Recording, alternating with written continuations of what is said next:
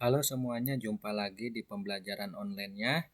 Masih di tema 3, subtema 1. Kali ini kita memasuki pembelajaran ketiga.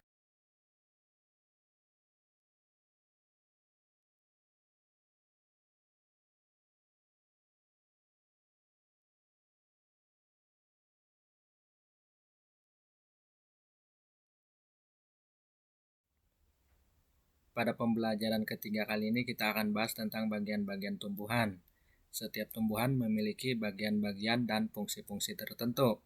Bagian-bagian tumbuhan meliputi akar, batang, daun, bunga, buah, dan biji. Yang pertama kita bahas yaitu akar. Akar merupakan bagian tumbuhan yang tumbuh di dalam tanah. Secara umum jenis akar ada dua, yaitu akar serabut dan akar tunggang. Akar serabut dimiliki oleh tumbuhan berkeping satu, contohnya padi dan jagung.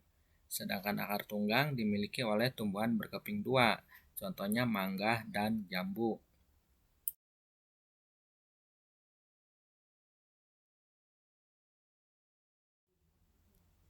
Akar memiliki fungsi diantaranya sebagai berikut. Yang pertama, menyerap air dan zat hara di dalam tanah. Yang kedua, menguatkan berdirinya tumbuhan pada tempat tumbuhnya. Sedangkan yang ketiga, menyimpan cadangan makanan.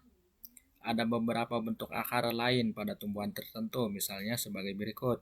Akar gantung, keluar dari bagian di atas tanah dan bergantung di udara. Contohnya pada pohon beringin. Akar napas muncul ke permukaan tanah masuk udara. Contohnya pada pohon bakau jenis api-api.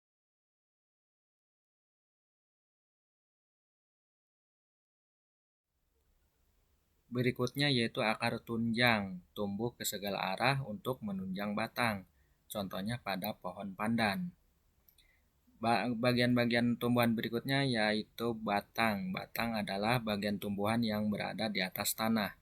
Fungsi batang antara lain sebagai berikut. Yang pertama, menyalurkan air, zat hara, dan zat makanan ke seluruh bagian tumbuhan. Yang kedua, tempat tumbuhnya daun, bunga, serta buah. Dan yang ketiga, tempat menyimpan cadangan makanan. Pada beberapa jenis tanaman tertentu, misalnya tanaman tebu.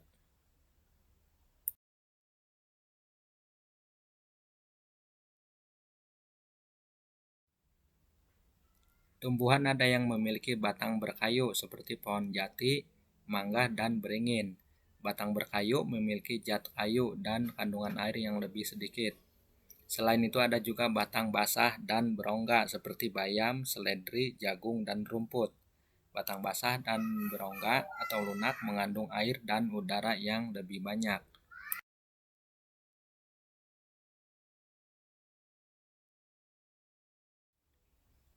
Bagian tumbuhan berikutnya yaitu daun.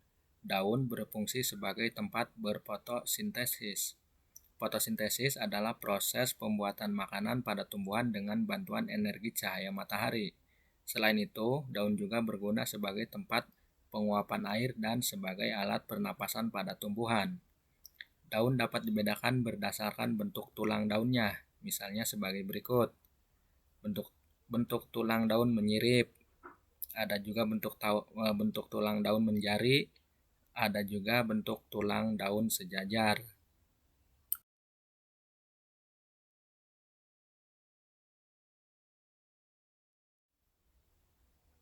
Bagian dari tumbuhan berikutnya yaitu bunga, buah, dan biji. Bunga memiliki peran penting dalam perkembangbiakan tumbuhan karena pada bunga terdapat alat-alat perkembangbiakan, yaitu putik dan benang sari. Bunga tersusun atas beberapa bagian, yaitu mahkota, kelopak, tangkai, putik, dan benang sari. Buah dan biji merupakan bagian tumbuhan hasil dari perkembangan bunga. Putik yang telah diserbuki oleh serbuk sari akan tumbuh menjadi biji. Biji dilindungi oleh daging buah. Buah dari setiap tumbuhan memiliki bentuk beragam.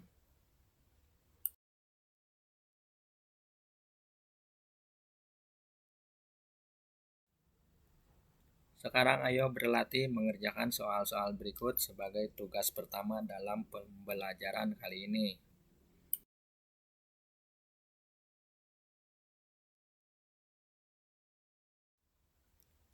Kita lanjutkan pembelajarannya tentang cara membuat pertanyaan wawancara. Pertanyaan yang diajukan saat wawancara bertujuan untuk menggali informasi secara rinci tentang suatu hal atau peristiwa. Pertanyaan wawancara dibuat seperti pertanyaan pada umumnya, yaitu menggunakan kalimat tanya. Perhatikan fungsi penggunaan kata tanya berikut. Yang pertama, apa? Apa berfungsi untuk menanyakan hal atau peristiwa yang terjadi. Kata apa dapat digunakan untuk mengawali wawancara, yaitu menanyakan hal yang bersifat umum. Misalnya topik tentang cara merawat hewan peliharaan. Contoh pertanyaan, apa hewan yang Bapak pelihara? Kemudian yang kedua, berapa? Berapa berfungsi untuk menanyakan jumlah. Contoh pertanyaan, berapa banyak hewan peliharaan Bapak? Dan yang berikutnya yaitu siapa? Siapa berfungsi untuk menanyakan pelaku atau orang yang terlibat dalam peristiwa. Contoh pertanyaan, siapa yang memberi makan hewan peliharaan Bapak?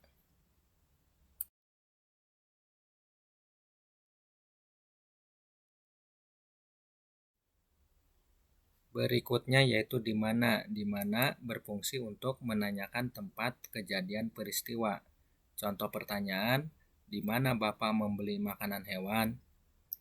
Kemudian kapan? Kapan berfungsi untuk menanyakan waktu kejadian peristiwa. Contoh pertanyaan, kapan Bapak memberi makan hewan peliharaan Bapak?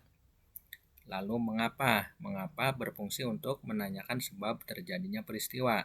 Contoh pertanyaan, mengapa kandang hewan peliharaan Bapak harus dibersihkan secara teratur? Dan yang terakhir, bagaimana? Bagaimana berfungsi untuk menanyakan keadaan atau proses terjadinya peristiwa.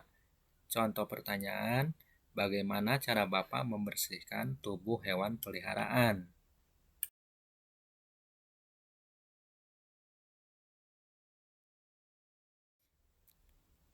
Nah, sekarang ayo berlatih menjawab pertanyaan berikut sebagai tugas yang kedua dalam pembelajaran kali ini.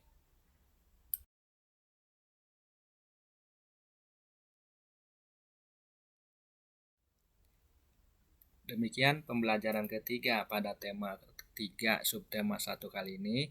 Bapak harap kalian masih semangat belajarnya dan sampai jumpa.